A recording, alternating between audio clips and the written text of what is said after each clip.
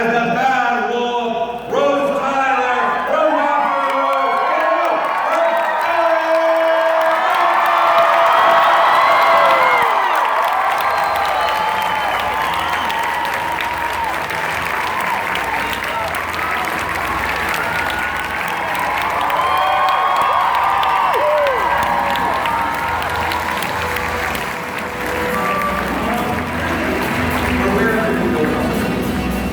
and keep making noise.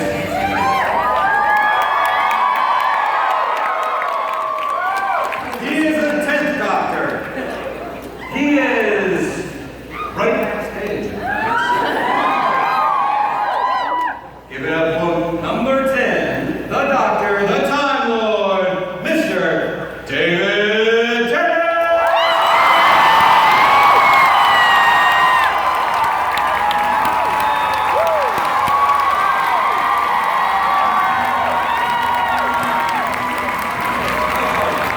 Thank you very much. I'm not only impressed by all the sonic screwdrivers out there, but we also have a lightsaber. Whole franchise, but that's To kick things off, I just found out it was 50 years ago on, I think, Friday, that the Doctor regenerated for the first time. So, William Cardinal, he departed, and we got the second Doctor. Just sort of kind of speak to that, sort of the, without that concept, without that, like, that narrative device in a pinch, well, none of us would be here, probably. I mean, speak to sort of the genius of that. Have you ever kind of wrapped your head around just how genius of a move that was? I think it is fascinating because now we take it for granted that that's why Doctor Who keeps going and has this kind of built-in mechanism that can just keep renewing itself. But it's quite a random idea 50 years ago to think, let's just completely replace the lead actor. Not just get someone that looks like him and put them away. Completely kind of reboot the whole thing, which for the 60s, for television at all, was quite a bold concept, but thank goodness they came up with it. That's why we're here! Really, were you familiar with the concepts heading into the, it's a show, you audition, you go, but did you know that this sort of concept was already firmly entrenched in the... No. I had no idea. You're like, so it's the Which same I'm glad guy. of, actually. I'm glad I had no grasp of what I was getting into, because I think I would have been a bit too overwhelmed. Yeah. All I remember is the music. The music was on the TV in the house, but we weren't sort of massive. We didn't sit down as a family and watch it. That's your area. You didn't sit down as a family, I just sat down. Yeah. But it is amazing. It's an amazing fact. Mm-hmm. Well, I mean, speaking of massive fans, we are all massive fans of the show, but I happened to be talking to Graham McTavish last night. We were chatting about things, and Graham said that quite a few years ago, he worked on a stage play, A Long Day's Journey into Night, Eugene O'Neill, with you, David. Yes, you did. Did you do that? I did. I've done you there. Wow. In 1904. So the story is, apparently you had a reputation on the production for being... Steady. Being a bit nerdy, especially because there was a relative of someone quite famous. Louise Jameson's niece was on our stage management team. Yeah. Oh, God. Leave on. Let's move on. Oh, dear. No, she wasn't. Yeah. Very lovely girl, Abigail. Graham said that they teased you quite a bit about being such a super uber Doctor Who nerd in that production. I don't think that's nerdy, just to... I mean, maybe. I don't remember. Well, hear it from Graham that it's a different story. But, let's go ahead and throw to a question over here. Hi there. Hi again. So my question and comment is for David. And I wanted to say that I would think most of us here in the audience would expect or hope that you share more personality traits with number 10 than you do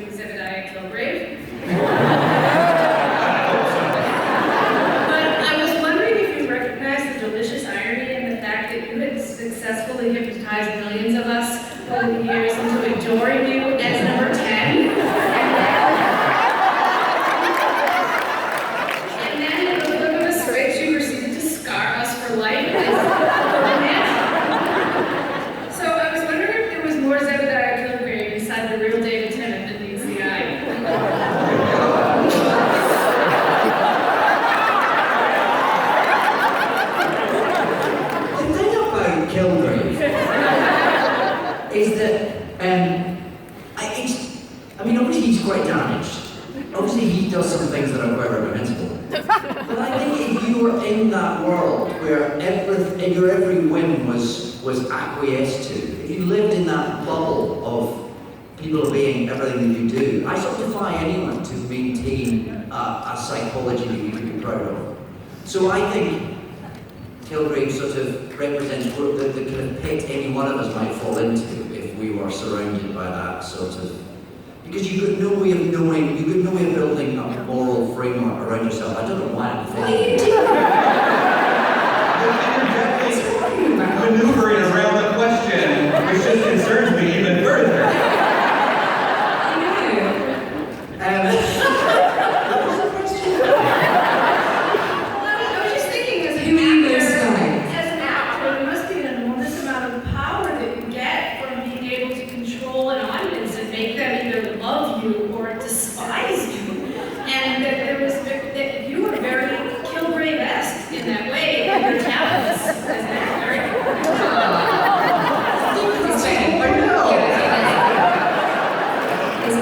Cheapest like that. Yeah. I agree, thanks.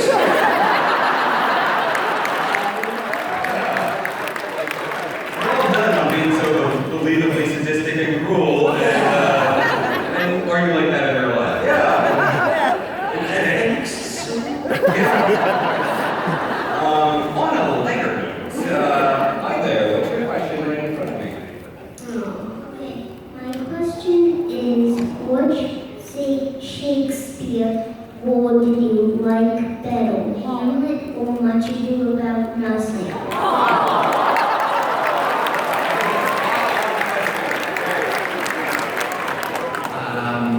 Billy? Hamlet. Hamlet. Yeah. I've only done a modern telling, Much Ado About Nothing. Yeah. You've done the whole Nine back guys. catalogue. B-sides. Yeah. I think Hamlet is probably ultimately the one that sort of goes to more interesting places and sort of does things to your soul. But Much Ado About Nothing. So fun, Much Ado. Much Ado About Nothing's a much easier one to do 8 times a week because it's really fun. Yes. So Do you have a favorite? Much Ado About Nothing.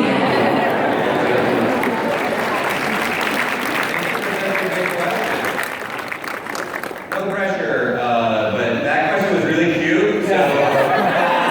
Cute and smart. Cute and smart, so yeah, no pressure. Go. Well, mine is a comment, Oh. and what it is, you don't know how much you're going to inspire someone, David, but when I started out, I was born with a heart condition, and I wanted to become a chaplain to be an inspiration to other kids like myself who were born with medical issues. Well, a friend turned me on to Dr. Who, and I got inspired by your doctor, so when I started my residency at the Morris Children's Hospital, I made sure I always wear red Converse trainers, so that I would always bring the hope of the doctor to every patient I see.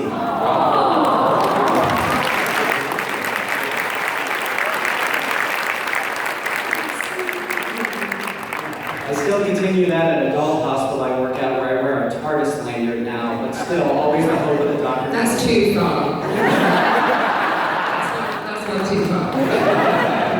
Thank you very much. Thank you. thank you. Hi there. My question is, well, I think everyone here loved the 50th anniversary of Doctor Who.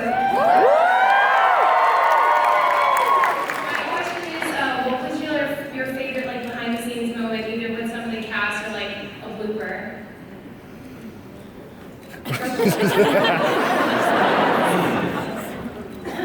Joan Hart's stories were pretty great. Yeah. Joan Hart has lived a life. Man, he's been in places and seen some things that a woman ain't supposed to see. He's been to paradise, but he's never been to me.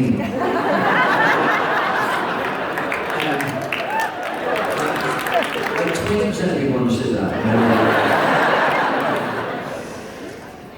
I think most of my fun friends were with John Hurt. Yeah. Back at the hotel at the bar. Yeah. trying not to. Both wore that? No. But it was pretty. Oh, it was great. Yeah. We totally hung out with Eric Clapton. He's just an absolute legend, isn't he? Yeah. And lovely with it. He was great. What A was bit mystified by what he glimpsed of it. Did he have awareness of the, I mean, there's a question for him, but did he have any kind of awareness of the ins and outs of Doctor Who, of the movie and the universe? Yeah, well, he definitely did, but I'm not. He was in awe of you and Matt. I remember that. He was really sort of generous about that. He was just like, he couldn't believe what he was watching. He was just totally, utterly in awe of you both, which was just cool. Yeah, that's very cool. Thank you so much. I love you guys. Thank Oh, you. my darling. Hello there. Hi there. Pardon me. I have a potentially silly question. Okay. My friend who isn't able to be here today. First of all, I want to tell you all, I'm so grateful for you giving your time and your effort. And all the love that you share with the fans here of us.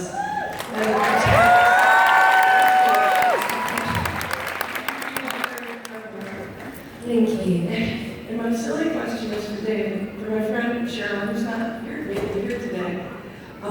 She wants to know, did Georgia burn the plaid suit? Do you know what I'm talking about? Apparently, you wore a completely plaid suit in black and white. And When? In the show or in real life? in life, and you know, Why would she burn it?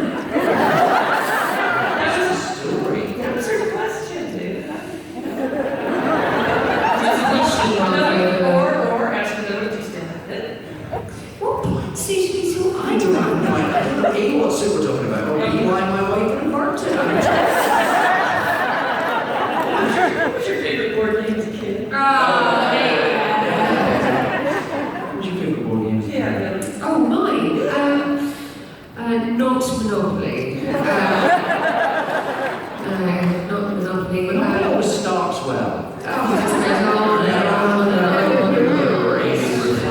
Brings out the worst in everyone. What was yours? I didn't hear. What your board game? What's your favourite board game? I liked Kaplunk. Do you remember Haunted House? Yes! With a little ball you dropped in the middle and it came out one of four ways and knocked the counters over? Again, just me. We called it. Mousetrap was good. Mousetrap. Mousetrap was really good. Yeah. Haunted House was called Witch in the States. It was? Yes, okay. We had. Didn't you remember? Oh, did we heard? Well, it was like Tom, right? Yeah. Yeah, it's like a lumberjack vibe, right? Yeah, well, yeah. I mean, it's also a lovely pattern. It's just, you think you remember us soon. Especially in monogram. It made my wife really angry. Right. Okay. Hi there. How are you? Hi. Hi. I was wondering for both of you,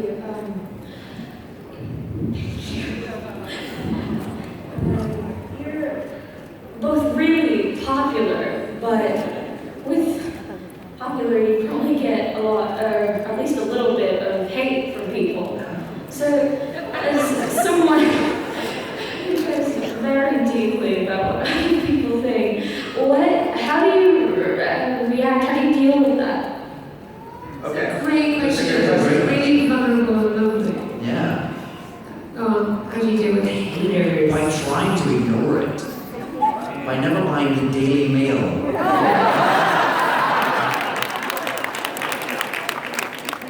They're a bunch of haters. Yeah. By never reading the comments under online articles. Ever. Because who writes the comments under online articles? Jokers. Does anyone really do that? Who does that? Who sits in their pants at home going,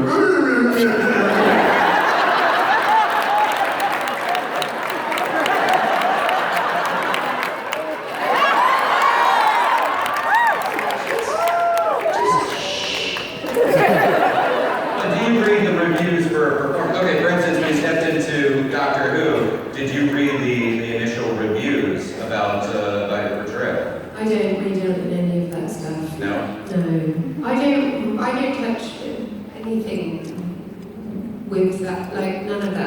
girl, none of that stuff. I've definitely flirted with it in the past and been burned. Yeah. Because I find it really hard to cope with, and that's what you were talking about. I find negativity very sort of hard to deal with. I'm not emotionally able to cope with it. So like David said, I think you've got to try and narrowly avoid that. And online is particularly hard, especially for kids your age. Yeah, I mean, it's horrific what you guys sort of put yourself through and then what you experience, you know, it's hardcore. I just think you need to surround yourself with a good bunch of people and tell yourself you're great as often as possible without it being inappropriate. Conceited.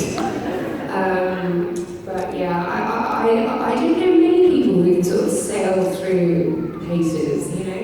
I always think people are a bit peculiar if they can sort of brush it up and take it in their stride. You just got to ignore it. I think online is really, I mean, I don't do social media at all. I just don't touch it because, like what I was saying, I find it very hard. I don't want to be in a place where people can contact me, particularly. And I think online is difficult because any nutter can say anything. And if it's written down and it's in a font and it's printed, it somehow feels like it has authority.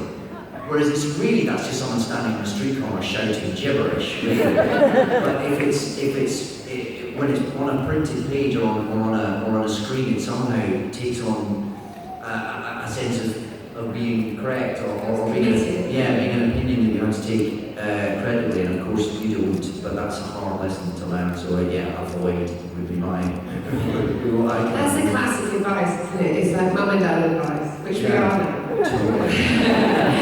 So yeah, but I think it's classic. A classic useful piece of advice. Yeah. Cool. Sorry if you're going through it, but thank you. Great question. Hi, David and Billy. After all of the shows and movies you've been on, which one was your favorite? Well, that's a dangerous question.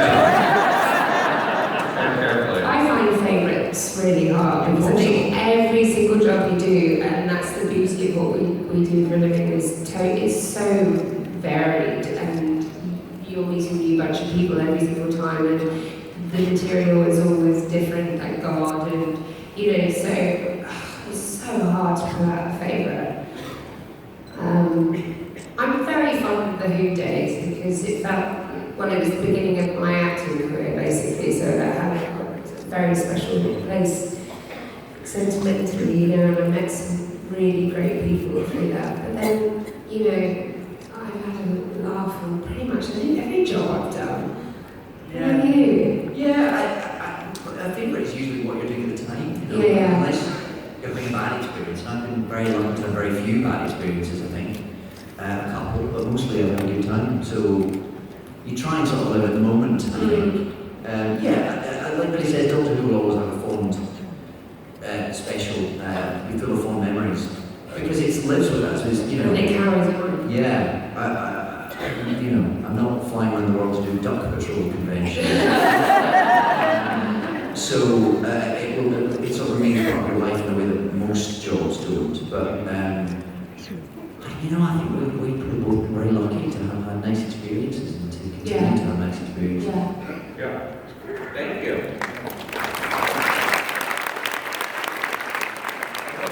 Hello, hi, my name is Anne. Since it's Halloween, my question, and conventions are kind of like Halloween. My question is, what was your favorite Halloween costume and your favorite Doctor Who costume that you ever got to wear? Oh. Like your whole life and the whole show and everything. My favourite Doctor Who costume was obviously the pink skirt and grey bomber jacket combination. Yeah, it's such a strong look. It's great on you guys. It's very great. Halloween costume. Did you celebrate Halloween? Because it's not necessarily all that big. Yeah, we love it. It's not as big as it is here, but we're working towards that. Yeah. I saw about 2 weeks ago. Yeah. And now that's sort of continued, so we're working towards your Halloween thing. I don't know, what have I dressed up has been particularly strong? You think? I quite like when one has been on the telly a bit, and I'm not complaining, believe me, but it's quite nice to be able to have anonymity around Halloween. So I like anything with a full face mask, so that So you can be really threatening at people's doors.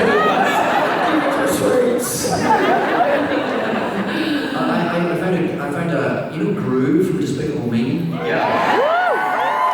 A couple of years ago, I had a Groove from Despicable Me costume, which had a whole face mask with a pointy nose and everything. I thought it was great, yeah. And it stank inside. Weird plastic smell. Well, it's a kind of fake smell.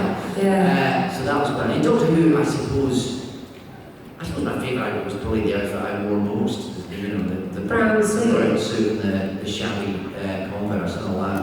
That had a special effect. But I quite liked when I got into the tux as well. That was quite fun. Yeah. Thank you. Yeah, I do. I don't do as much as you. I'd like to do as much as you.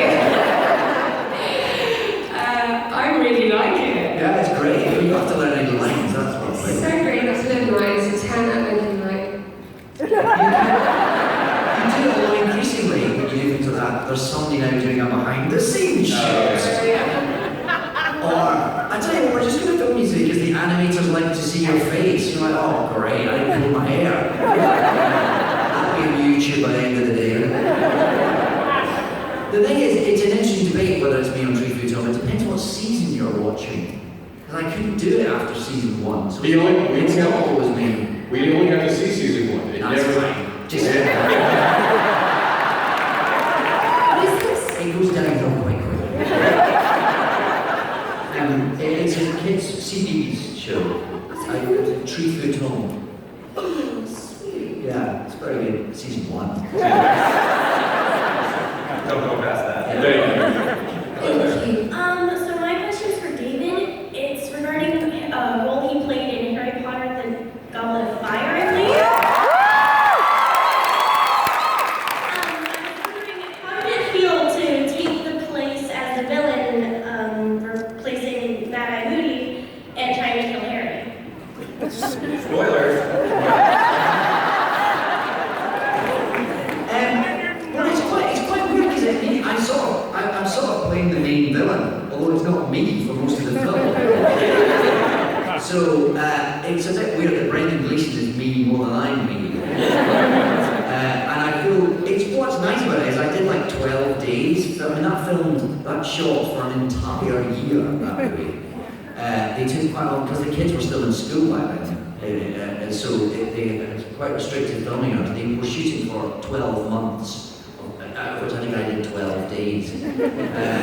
But the character's quite featured. Just most of the time, as I said, wasn't played by me. So it was nice to be a big part of the mythology. I just wish I'd been on set a bit more. But no, lovely to be part of it. To be part of something that people love so much. Thank you.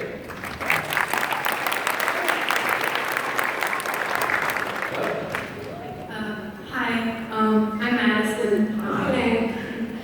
I wanted to ask if there was ever like a time in your life where you kind of felt like you were the outcast or you got left out, and also if you ever have those times now, even though by all of our standards you guys have kind of made it. Do you ever kind of feel like you haven't? All the time. Yeah. Totally. Frequently. In every aspect of life. Yeah. No, of course. Yeah, I mean, being an actor is like. I think maybe going into acting is often something people who don't feel like they quite fit in do. Yeah. I guess. And then throughout their acting career, if they're fortunate enough to have one, it's, am I doing well enough? Will I make it to the next level? Who got that role? Why didn't I get it? Lies around more confident. Now I'm really old. Everyone's getting younger. I've only got 10 years left.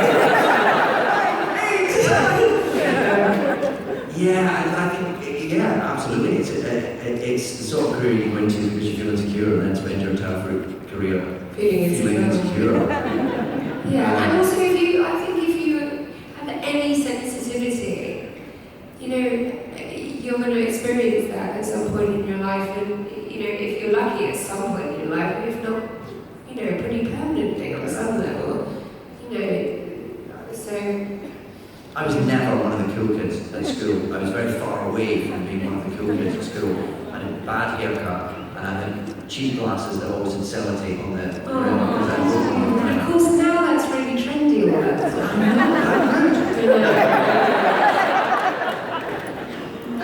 So, no, I feel like, I still feel like that kid much more than I feel like anyone who sort of should be regarded as in any way cool or successful. So yeah, all the time. All the time. Right. Well, obviously we're in a time, it's peak geek right now. Star Wars is back, and Marvel shows are dominating the box office. Walking Dead is the biggest show of all time. So yeah, it's cool to be a nerd and geek, a fan now. I think it's more uncool if you're one of those sort of, I don't know, together people who are really perfectly groomed and in check and on point. Yeah. I just don't know that. I genuinely don't think those people are remotely interested. Yeah. That's my opinion. Like, I would never encourage my children to. I mean, if they were drawn to that, then we'd talk about it. But like, I would never encourage my kids to be that way. Yeah. I love people's quirks and differences and not being remotely the same as other people. Yeah. There is zero interest.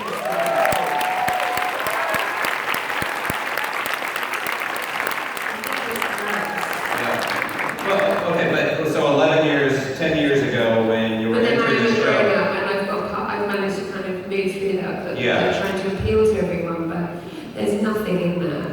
Well, when you joined the show, it was still before this new wave of nerd is popular. It was before that really hit. So were there people that were sort of advising you, like, Doctor Who, you don't want to go, it was before sci-fi genre was really respected in the way it is now. Was anyone saying, like, don't do it, like, it's not a good one? Yeah, I remember one of my agents saw the first rushes of Series 1 with episode 1 and was like, this is going to be a disaster. So, thanks.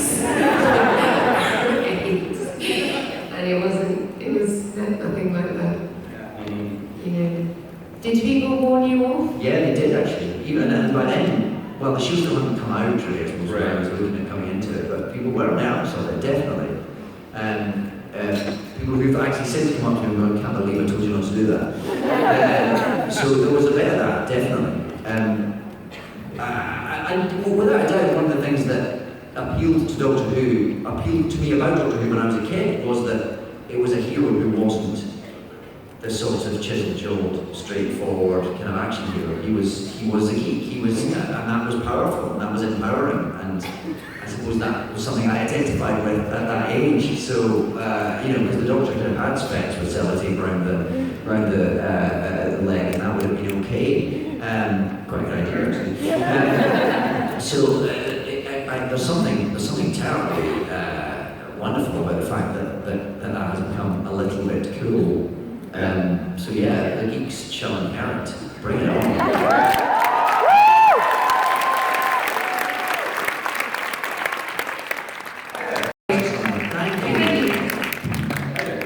it count as my question if I ask if those are Spider-Man socks? No.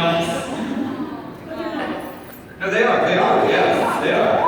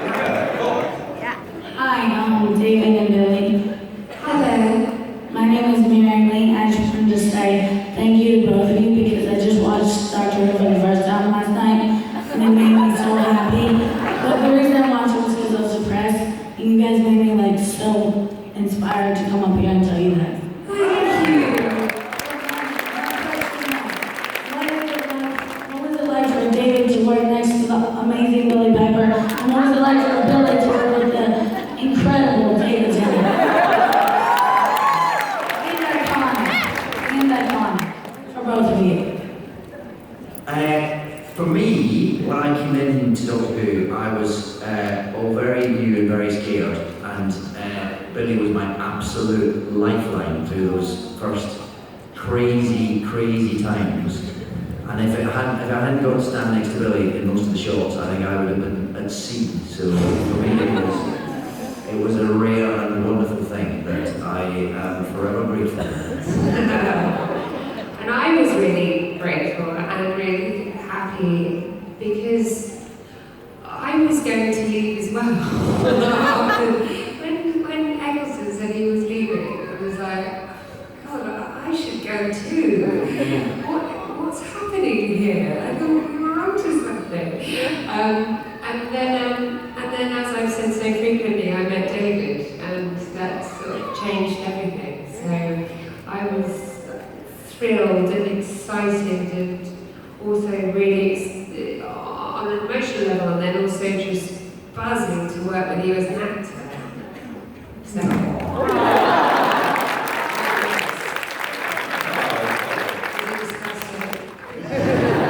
The nice thing is you just started watching, you have like a lot of episodes that you can see for the first time. It was pretty great. That's huge. Yeah. And you're here. That's a bit weird. We're thrilled to have you. Yes, Yeah. welcome to this mess. Hello there.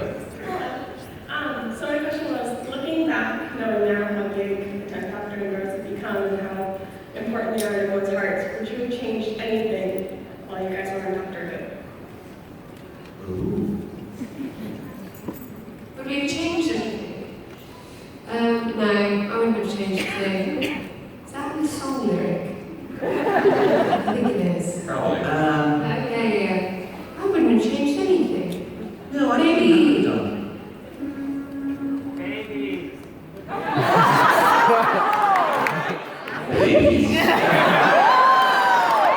Actually, I somehow wanted the Rose and 10-2 thing.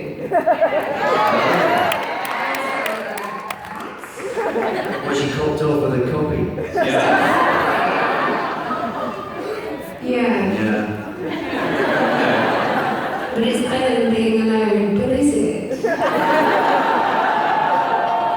suppose it depends how good a copy it was. Maybe certain aspects I didn't like his were outfit. We could change his t-shirt. We were talking earlier about the spin-off show and about how funny it would be if it was just a domestic comedy. He was pretty towel on the bed as this. It would probably he'd be pretty messy, right? The 10th Doctor would be quite a neat guy at home. No, I don't think you Not 10-2. Not 10-2. 10-2.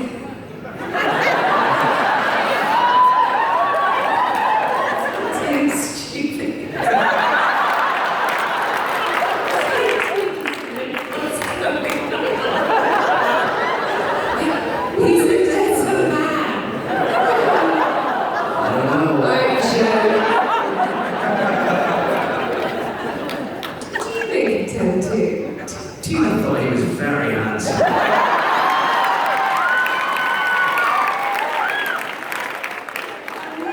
A bit more direct, perhaps. A little brusque. Very alpha. Very alpha. He was a bit more alpha. He wasn't as fey as 10-1. Yeah. I like that. It's difficult because you just see the t-shirt. If you can change him out of the t-shirt. I just see the t-shirt. I know, you just see the t-shirt. He needs a collar, he needs a tie. But you can do that. I'm very protective of the 10-2. Necessarily so. T-shirt's a pretty easy fix, though. Would you change? I would have, the first 3 episodes that we filmed all together, which was Christmas Invasion, New Earth, and School Reunion. Thank you. I would have just had the cooler haircut that I had for Block 2. Just it's a little bit long in the first few. A little bit long. And then you go to episode 2 and suddenly it's shorter and cooler. And then you go to episode 3, a little bit longer, less cool again. And then 4, it's just out of hand. Hair. That's it. And not story stuff. Oh, no story stuff, no.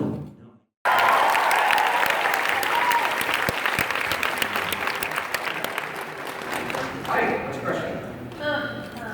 Hello, I'm Kayla, and I just wanted to ask, I'm freezing up. Okay. We talked to you earlier today.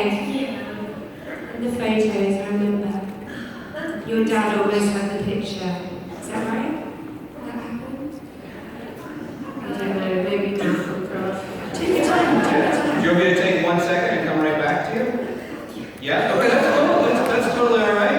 Hi there, let's go over here. Hello again. You guys have traveled all around the world filming. What would you guys say was your favorite set to film on? Like, David, when you did Spies of Warsaw in Poland or things like that, what would you say your favorite set was? That's for me. You mean like literally the place, the most Yes, like the place? country, the state, wherever. Country or the state, not the set. Well, for me, Both, I guess. Or whatever, yeah. I did a show called Casanova, and we filmed a big chunk of that in the old city in Dubrovnik, in Croatia. Oh, and that's that amazing. is an extraordinary place, with all these sort of white limestone everywhere. It was actually Dublin for Venice for a lot of that show, but because it's got very similar architecture, but that's an extraordinary place to visit. That was quite a special place to be. Billy, what was yours? I have to say, I thought the sets on Penny Dreadful were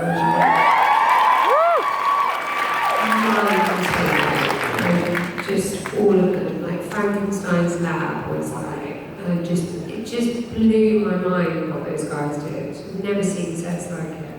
It was incredible. Every single time as well. So yeah. Cool. Good question. Thank you.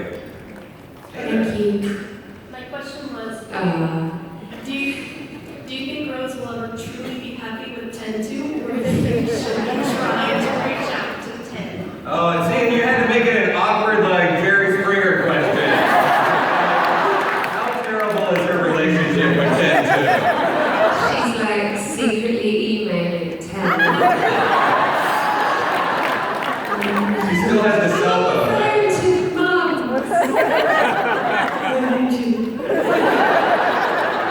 And 10 months when he's not as nice as me, right? Yeah.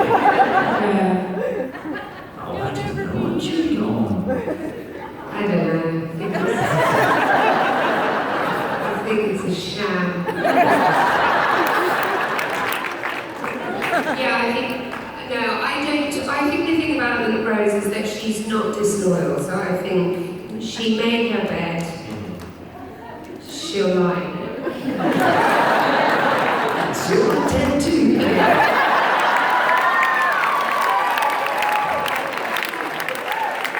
Since they're now stuck together and there's no more adventuring and time travel.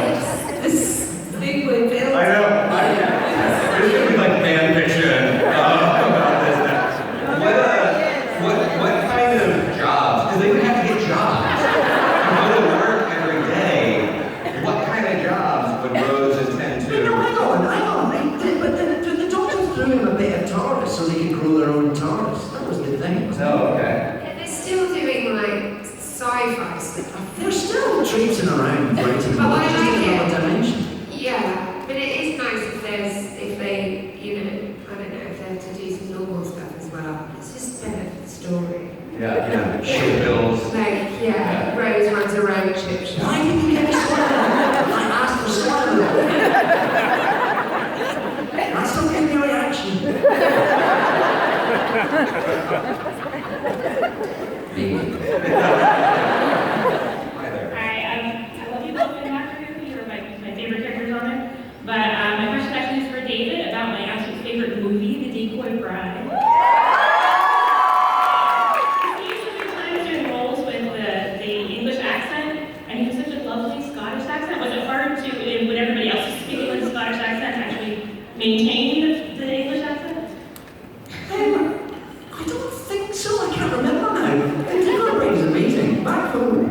I don't think anyone has seen it. It got a release for, I think, 2 days in the cinema. I come here and everyone seems to have a copy of it. People come to these conventions, but it seems to be massively popular. I'm about to work with Sally Phillips again. I'm going to tell her she'll be thrilled. It's on Netflix. There you go. That makes more sense. I'm delighted that it's getting such a wide audience here. But I think I've done an English accent a lot, so I kind of slough in and out of it relatively easily these days, I think. But yeah, Kelly MacDonald has such a great Scottish accent. It's quite hard to not be slightly tempted over to talk like her. But it was okay, I think. I can't remember now. Well, we have only 5 minutes left, unfortunately, so that's only time for 2, 3, if we keep it very short questions, okay? So no pressure, but go. My name is Whitney. You guys are amazing. Okay, so you were in our Marvel TV show. If you guys could be in any DC TV show, movies, any DC characters, or villains, what would you be? Ideas. If you want to come to DC Comics? Which? I didn't know. What's DC Comics? DC is like Batman, Superman. Oh, sorry. Sorry. You might not get the answer you're looking for here. So DC Comics is Batman, Superman, Wonder Woman, Aquaman. Oh, Yeah, Green Lantern. DC. You definitely do DC over Marvel.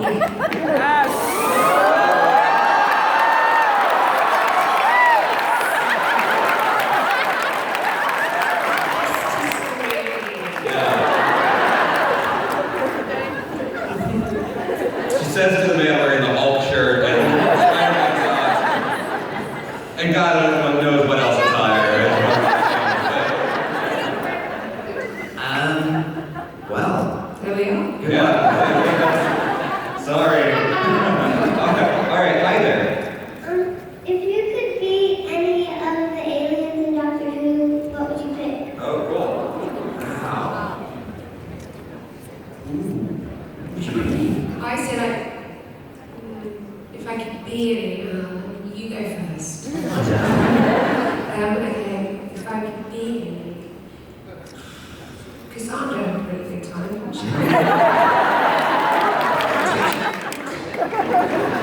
That's the thing, it always ends badly for me. It's quite hard to know. Feud. Loving about the I mean, they're sweet, I wouldn't want to be one. Is it so passive? Yeah, a little bit, mimsy. Yeah. Really. They're so cute. And weird. You're like, it's love. I'm like the Empress of Arachnos. We're very impractical. Okay. Hi. And this one is for Billy. Yes. It doesn't matter if you act with him with them or not, but who would be your favorite doctor?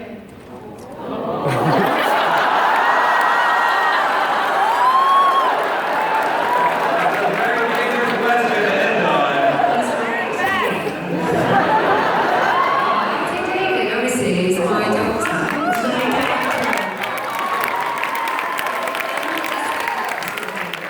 I think we had the best time. We did. Very cool. Well, guys,